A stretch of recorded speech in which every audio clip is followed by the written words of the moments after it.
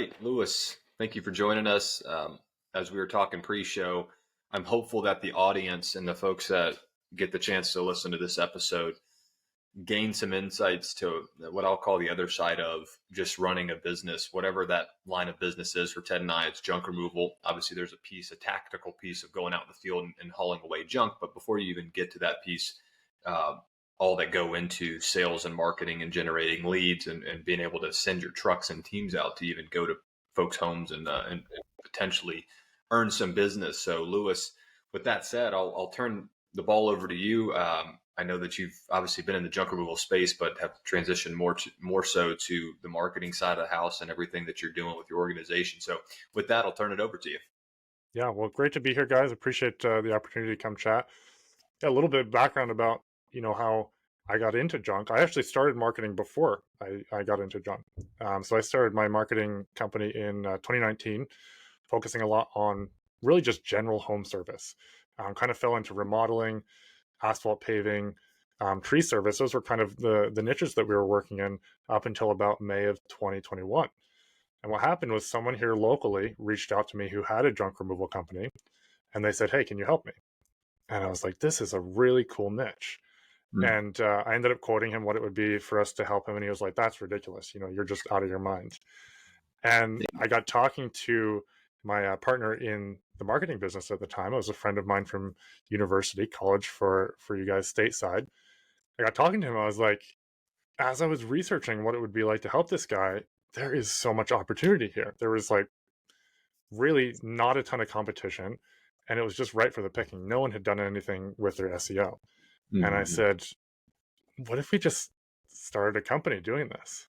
Yeah. Like doing junk removal. We were kind of tossing around the idea. I don't remember who of us had the idea.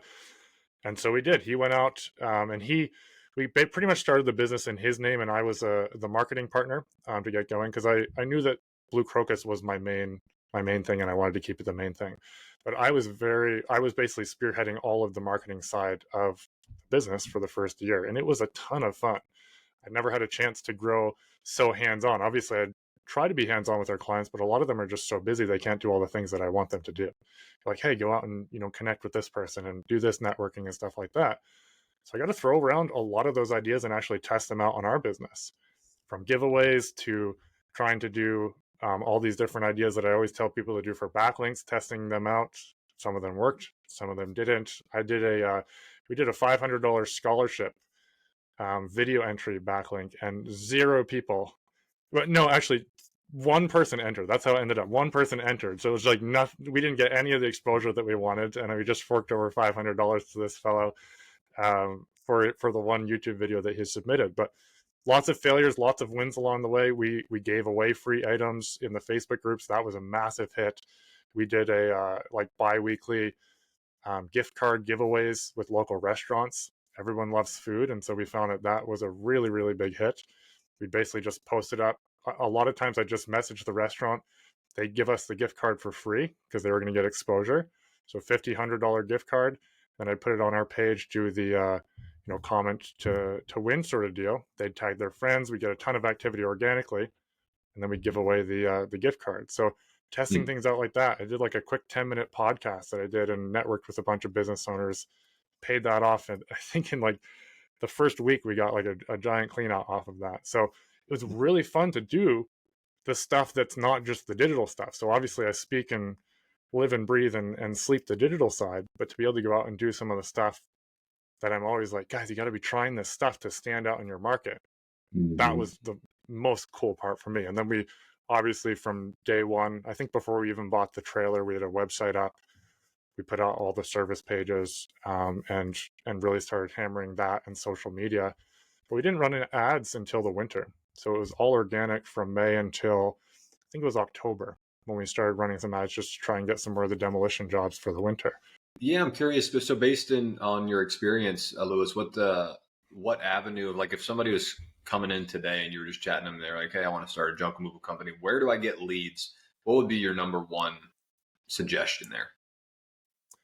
It comes down, I get that question a lot actually, and it usually comes down to what is your capital that you can put behind this? Are you starting out with nothing, or can you go Mm. out and buy a trailer and get the trailer branded and stuff like that? Like where are you starting? Yeah. Number one, you've got to get a Google business listing up. Mm-hmm. Then you've got to get a Facebook page and a LinkedIn page up. Get all of the free avenues for building out a profile for your business. Get those live. Get a domain and put at least a simple landing page up. That's like your day one. You've got to get all that stuff up. And then I would start networking. I really liked the podcast platform.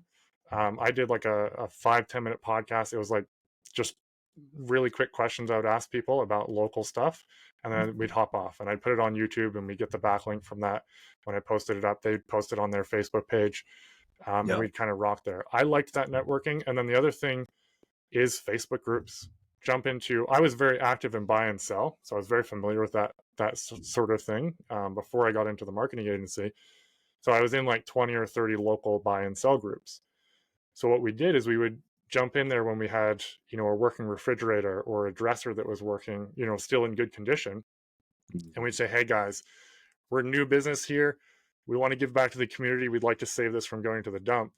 Here's a working refrigerator. Comment below if you want it. And today only, we'll actually come deliver it to your house free of charge. And we get a ton of action in the groups because everybody wants a free refrigerator. Those can be upwards of $1,000. And so we got a ton of action on those. So it would be those things. Get your online foundation, all the free stuff, a website you can get up fairly inexpensively if you do it yourself with a template. At least get something there to start building that credibility, and then go out and network and take the time that you have more of than you have money and turn that into giving away and delivering free items, networking. I also went on religiously and would search junk removal in all of the Facebook groups. So all of the buy and sell groups. And even if it was a post from 2 years ago where someone was like, hey, I need this removed, I would comment and be like, hey, I know this was ages ago, but if you need something still, we're here to help you. And what that did is it bumped it back to the top of the buy and sell group discussion feed. And so I do like five of those in a group every day. And so I kind of became omnipresent really quickly in the groups. And then we did Kijiji as well, which is the Canadian version of Craigslist. So I kind of was like, what are all the inexpensive but high leverage things that I can do immediately? Yeah. I think there's a large portion of folks that get into junk removal that, and I'm making a sweeping judgment here, but are not, they're not technologically advanced like somebody in your shoes is, right? You're very much so marketing all things Google back. I mean, you're throwing words around that I kind of know, but don't really. And I think a lot of folks that get into this kind of blue collar industry are not going to be as familiar with that. And beyond that, may not even know, hey, I should reach out to somebody like Lewis or other to help me do it because I don't know what I'm doing. And so what I would kind of highlight there is you can still be successful, particularly in junk removal, but really any sort of home service business if you're willing to put in the work. It's not going to be as easy of work, and certainly not that your world, Lewis, is easy by any means. It's just a different kind of work. But like getting out and pounding the pavement as a new junk removal startup is very much so within most folks' capabilities. And so if you don't really know about Google My Business, Google listings, building websites, backlinks, jumping into groups, I would say that, if I were to give somebody advice today, be like, look, you should research folks that can potentially help you with your online presence. But in the interim, let's get you out in the field, networking within your local community. And that there's a myriad of ways you can do that. I mean, stopping into retail places that are retail organizations that have dumpsters outside, oftentimes stuff piles up around it. Obviously real estate type firms and organizations pop in there. So, hey, I'm available whenever you have clients that need same day, next day. Junk removal needs usually at time of closing, and folks are in a panic. And so various ways there. And then also the Facebook side of things. There's a boatload of information available on Facebook. And even those of us, I say my parents got on Facebook a long time ago, and they at least know how to interface with it. So jumping into some groups, even if it's just junk removal groups that, of folks that are in that trade, kind of exchanging ideas back and forth, like that'll be helpful for somebody just starting out. That may not be technologically advanced around everything else, just getting into Facebook and learning from there. So any thoughts there? I agree. I agree with all of that. We all have our strengths. I happen to be very familiar with the online side of things, but Facebook, almost all of us know how to use it. If you don't, get familiar, because there's a lot of jobs waiting on there for you.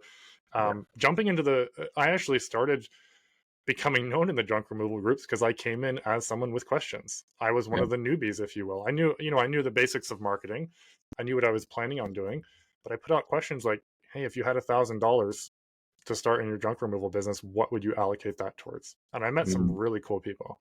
I Yeah. met some people in Arizona and Texas and Florida and California, got on some calls with some of them, not to sell them our digital marketing services, but literally just to say, hey, what did you do that worked? I started listening to podcasts. That's another one. There's several podcasts. There's the Trash Talk Business podcast. There's your guys' podcast. There's the Fire Dogs one with Bennett Grove. I forget what his podcast is called right now, but there's a bunch of different podcasts. There's other podcasts in other industries that talk about marketing for home service industries, and there's so much information out there. You've got to be willing to put in the work. And you mentioned going out and pounding the pavement. I didn't have the luxury of doing that because I had 2 kids at the time that were babies, and so I was, it's kind of just us here, so I was helping the wife do that, so I couldn't be out for long periods of time. Yeah. So I hopped on the phone. I called realtors. I used Facebook to my advantage, messaging people that way. And then I just literally pulled up lists of property managers and contractors and went down the list and called them. Because I wanted to test that theory too, because I'd tell clients, hey, if you're in a pinch, do this. And we got jobs, we got big cardboard removal jobs and stuff like that. Like there's a lot of things you can do if you're willing to put in the effort. Absolutely. Ted, over Lewis, to you. So, couple things. So let me set this up. So we came into this business and I did a ton of research. Obviously, I have a marketing background. And so my belief was that I would rather put the lion's share, if not all in the beginning of our dollars into paid search, specifically Google ads. Like if I have to choose from these 5 pillars, I'd rather put all my money in this one category versus SEO. So admittedly, I neglected SEO for a long time. We did the basic stuff, using Yoast, but I did not invest a ton of time, did not source that out. And I've always felt like this is such a unique business because our business is such an impromptu service. So when you think about most home services, landscapers, pest control, painters, electricians, people schedule that service out months in advance. Whereas junk removal is very much spur of the moment. Someone walks out into their garage, they look around and they're like, I've got to get this junk out of here right now before my mom gets here. That's the most common thing that we see. And because of that, I've always felt like the bulk of our customers, they're doing their search query, whatever ad populates first at the top of the page that matches their query the most is the one they're going to click on. And if you don't answer the phone, if you don't respond to their query quickly, they're going to hit the back button, go to the next one, and keep on going until someone answers their call or responds to that text or email. Having said all that, I've evolved in my position. I see the value in a strong SEO strategy, not just, once a month, let's put a blog post and optimize it with Yoast, but let's really have a strategy in place and let's do an all hands effort to make sure that we're killing it. In particular, question coming, I promise, in particular, because now that we have launched this franchise, we want to have more of a national footprint, at least in time. So having said all that, from an SEO standpoint, Lewis, what do you feel like is the biggest mistake that companies make, specifically in the home service business where SEO is concerned? I love all your points, and I agree with all of them. Paid search is valuable. SEO is valuable. We focus on one of them. I think both are valuable. Yeah. What do people do wrong? I think what people, especially when they're jumping in, well, there's a few things. They expect their agency to they sit back and the digital marketing agency that they're working with is just going to cover them in leads. The phone's going to be ringing off the hook, right? That's the biggest mistake I think I see people make. But if they're doing it themselves, what I think a lot of people don't grasp is that Google doesn't rank websites. Google ranks pages. So you can build out a page for every single service that you provide, make it unique, answer the questions that people have around that service, make a video and put it on YouTube and embed it back on that page about that service. And now if someone searches for shed demolition, for example, that page specifically is going to be the one that ranks, not your homepage. Your homepage is is a place people can come, and is often what you put on your business card because it kind of has everything there. People can see it at a glance. But if you're looking to rank for more terms, build out service pages for the things that you do. And people are like, well, I do junk removal. What else do I do? We've got a list when our clients sign up. We've got a list of like 200 different services within junk removal that we ask them if they do. There's a lot of page potentials there. Now, not everybody does boat removal and, old car removal and stuff like that. But there's furniture, there's appliance, there's shed removal, hot tubs, jacuzzis. Every single one of those can have a specific page, and you can build out a 100-page site pretty quickly just with the knowledge you have and not really searching, not at a loss for words. And that can really help you rank. So we had 50 pages up within the first 2 months on our site. Now, granted, we're not in Charlotte. It's not the Charlotte market. So we're not with that same level of competition. But that's what allowed us to start, pulling in those terms where people were specifically searching for shed removals, hot tub demolitions, things like that. Regardless of whether it's junk removal or another industry, but what do you think folks can be like? What lens should business owners be looking through as it relates to their website? Of here's really where we need to stand out from the competition and what our website looks like and the functionality of it, right? Even a tiny example of like one I learned about today is, most folks obviously have their Google reviews populating somewhere on their website, but now there's, the option of having a plugin where the Google reviews that's, typically circulate, usually horizontally at the bottom of your homepage can pop up almost like a live chat window. Usually a live chat window pops up on the right.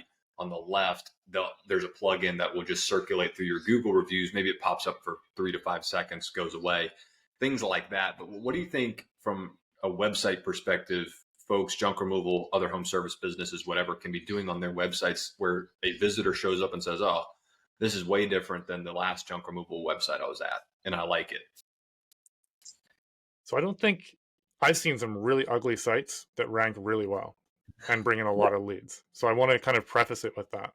I think a better looking site has a better chance of converting leads, but I've seen some god awful sites that just bring in the leads like crazy. So that being said, I tend to look at it from a mix of user experience and what's going to give you the best information gap between your website and the competitors. So what Google's looking at when they're looking at, who do they show up to the top of the search results when someone's searching for your service? They're selfish. Google is very selfish. It wants people to stay on its platform, and it's going to do that by providing people the best results. So when it looks at the millions of websites that are out there, it's categorizing them by, how well does it answer the question that someone's asking? And so the way that you can make your website stand out is by answering those questions that people are asking better than everyone else. So we call it the information gap. Look at all your competitors. What are they saying around, I'm going to use shed demolition throughout this conversation. What are they saying around shed demolition? Do they have videos about it? Do they talk about how many projects they've done for shed demolition over the years? You guys actually did a great job. This was something that I noticed right off the bat, even looking at your old site. The number of, reviews you had, the number of clients that you've served, that's something that no one can replicate. Google loves numbers, and typically numbers are harder to fudge, right? So if you can talk about those sorts of things and have an information gap between the next person that's talking about shed demolition, that's going to give you more authority and more trust and more granular specifics that people are going to be able to read about and Google is going to be able to read about. Then you can also pull Google reviews specific to shed demolition and showcase them. Have a video of a customer talking about, how you guys were when you did their shed demolition. So all of these things you can do. So then, when it comes to the user experience, yes, all those little pop-ups. I think you're referring to one that's pretty popular. Nice job. It kind of circles through the reviews. It's kind of like an e-commerce site where it says, oh, this person just purchased it from, Italy. It's like the same thing. It's your Google reviews are popping up. Little things like that can be great. Call to action, a quote form, a really easy way, low friction way to get in touch with you. I think those are the most important things because like Ted said, they went out to the garage, their mother's coming over, they're in a little bit of a panic. They just want to know how to get in touch with you. It's shocking how many websites I visit where they might even be ranking, but there's just no way to get in touch with them. You got to go several pages deep to even find the contact page. True. So Lewis, I want to zoom out for just a minute and ask you this one. How do you stay focused, A? And then B to that question is, do you have any productivity hacks that you can share with us and the audience? I've got my priorities in this order. There's my marriage, the 4 kids, the agency, and then to tag junk removal on top of that, it was just getting too much, right? So, those are in order of the things that I've invested the most in and want, to keep around the longest. But, it becomes very important to make sure you've got a team that can handle the things that need to be handled, that you do manage your time. Productivity hack wise, I mean, I'm in a very interesting period right now as we speak, because we just had our fourth kid, in 4 years. He just turned a month old. So we're just kind of getting out of the, craziness of that. So it comes down to who on my team can handle the things that need to be handled, and what KPIs do I need to be managing to make sure that clients are taken care of. And that's why I stepped out of the junk removal business. I loved it. I would love to still be marketing that, but I can still put that creative energy toward marketing Blue Crocus as well. And so it still keeps that part of me alive while still maintaining the, the stuff that clients need on the day-to-day. What challenges do you see, Lewis, from the marketing side? If somebody comes to you opening a junk removal company, or maybe they're existing and they're just wanting to move over to you, in terms of the various markets that they need your help in, right? We're in Charlotte, but let's say you worked with us versus another customer you have out in Las Vegas and another customer in Los Angeles. How is your world impacted by the location, the physical location of a junk removal company? And because I know it all plays a part in websites and lead traffic and all that, outside of the tactical day-to-day differences of running a junk removal company in Los Angeles versus Charlotte. It's much more expensive. Dump fees are higher, all that stuff. But from a lead gen and marketing perspective, how is it different in your world? Yeah, can we just talk about insurance in California for a second? That's just crazy. We've got clients paying upward of $80,000 for insurance now in California. But it comes down to, every market is different. I think one of the toughest markets out there is Phoenix. It's just crazy out there. Everybody's in junk removal for junk removal. Yeah. Got it. It's one of the craziest markets that I've been involved in helping someone in. But it comes down to, ultimately when we step into a market, we're looking at all the factors and we're trying to get a sense of where we need to hit the hardest. Which nail do we need to hit the hardest? And oftentimes everyone is different. Everyone's coming with a different website, state. Their website is in a different level of number of pages, number of technical work that needs to be done, the quality of the content that's on the website. So we kind of try and start at ground zero, first principles, and say what needs to be done to give us the best foundation. And then from there, we branch out to, okay, do we need to call in someone to help with ads? Do we need to get local service ads going, PPC? Is Facebook applicable here? Have you done any of those things in the past? What is it that's worked? What do you find yourself really good at? Okay, let's do more of that, because we're not going to be the be all end all. SEO is never going to be, and it should not be. If you're counting on SEO as the the sole thing that you're doing, you're just barking up a world of hurt there. So we kind of look at that, where they are, and then I'm always trying to learn new ways to give them ideas to go out and, hey, get on this platform to connect with realtors. That's going to give you a leg up from most of the other junk removal companies. Same thing with property managers. There's these national directories that you can get on that allow you to automatically be vetted higher, by someone who's in California managing a property in Charlotte. Different things like that are things that I'm trying to get more and more well-rounded, so that when we come in, yes, we do the foundation. Yes, we take care of what we say we're going to do. How can I bring that extra value to a client? Because some markets are tricky. I'm not really answering your question probably in the super tactical way that you wanted, but I hope that at least lends some. It's every market is different. It really is. Out of all of the areas, when you think of digital marketing that you could spend your time in, it's so nuanced, especially today. I mean, just from a data standpoint, the categories I see in data today that did not exist 10 years ago. Why did you choose SEO? What is it about SEO that just seems to scratch that itch in your brain? I started in SEO. I would say I'm the best in SEO. And I said, let's go deep and narrow. I mean, niching down into junk removal is going even deeper and narrower again, because I had that. And I said, let's build off of the expertise that I do have and get even better at it. Because we actually had PPC in our agency for a bit. I would say I'm okay at it. But I had someone on the team managing it, and I found myself every day meeting with him and being like, hey, I even know that this is not right, and we're wasting clients' money. So we ended up stopping it last October of 22, because I just couldn't sleep at night knowing that clients were paying us and paying Google a lot of money and not seeing the return. So I said, let's pull back. Let's get really really world-class at SEO. We're headed that direction. And then let's, branch back out into PPC. I think you need all of the different elements at different points in your journey. But I personally feel like I have the best foundation in SEO. So I said, let's go hard in that and provide the best service we can there. Whenever we have these podcasts, especially when it's a fellow business owner, we always want to shout out your business. And so kind of on that note, two parts again is, why would someone work with you over all the competition? What are they getting that's unique about Lewis and Blue Crocus? Yeah, absolutely. So there's the fact that I worked in a junk removal industry. We just had someone, they filled out, that list of 200 different services. And he's like, man, this really made me think. And, it's made me feel good about my decision to come over with you guys, because you clearly are really focusing on junk removal. So we got that background in junk removal, and I never feel like we're good enough. I know we're good today, but I know where we're headed, and I know we're going to be better. So it's, I genuinely, like I said, I lose sleep over not providing clients with results. We're not God's gift to man right now, and we probably won't ever be, but I'm going to be the best I can be. And so we're continually trying to be better. And if we mess up, which we have, we're going to try and go that extra mile to help, because I do understand what it's like as a business owner. Your dollars are on the line, and your family's on the line. The food coming in the door doesn't happen if you're not making money. You've got a good bench behind you with 4 kids that you can just bring, nurture them up into the into the business and help continue to grow that. One last question I have is just, what do you miss about being in junk removal? Like, you moved over to the marketing side, but do you miss anything about being? I guess first question: were you ever actually on the truck performing the jobs, or did you always have a team out there doing it?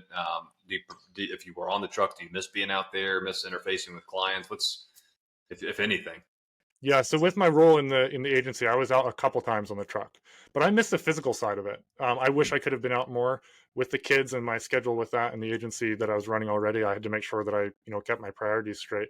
But I did construction before that for years, all through high school and after high school for years. I just missed the physical labor of it. I mean, we actually had the junk company over to clean up a bunch of stuff in our yard, and I was helping the guys put it in, and I was like, man, this is just fun, So I missed the physical aspect of it. There's a lot of cool stuff you can find on the jobs too, and I'm a hoarder by heart, so I miss that a little bit too.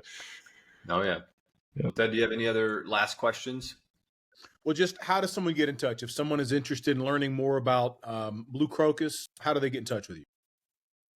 BlueCrocus.ca is your surest bet. We've got BlueCrocus.ca and BlueCrocus.com. Both domains will take you to the home plate, and you can call us, email us, reach out via our quote form, and we'll reach back out and make it happen. What's the one podcast or just audio experience that you're really into these days that you just, if you could throw on anything, it's this thing? Probably the one I keep coming back to. I don't know if it's like the one there, because I've got like 10 books that I'm reading right now. But podcast wise, Tommy Mello's Home Service Expert. Yeah. Top favorite podcast in the marketing and home service space. I've learned so much there. Even as a marketer, he's always bringing people on to talk about things that blow my mind, frankly, in most episodes. So highly recommend that podcast for anybody in any home service industry. He's going places, and he's taking a lot of people with him. Yeah, I think I followed that show a few days ago and plan on getting into it. I stumbled across one. I forget the guy's name. His last name is Beers. He started like the Midas auto mechanic franchises up in Pennsylvania, I think it was. He's got like 30 or 40, I think, to date. But that's he's specific to franchising, which obviously is applicable to us. But I'm definitely going to give the Tom Mello one a look. Well, Lewis, we appreciate obviously your time. We will take all of your information and dispose of it in our brains, and hopefully apply a lot of it to our own business, but hopefully the audience here, again, whether they're junk removal or just home services or do something completely different around services, get something out of just the online experience and expertise that you have in this space. So thank you again for joining. Thanks for having me. It was fun. Absolutely. Awesome. Thank you, Lewis. Thanks, guys. Once again, learn more at bluecrocus.ca. That is Blue Crocus, CROCUS.ca. You can contact him at the phone number listed here, 506-496-1022, or fill out the contact form. And as we have experienced, he will get back with you very, very quickly. See you next time.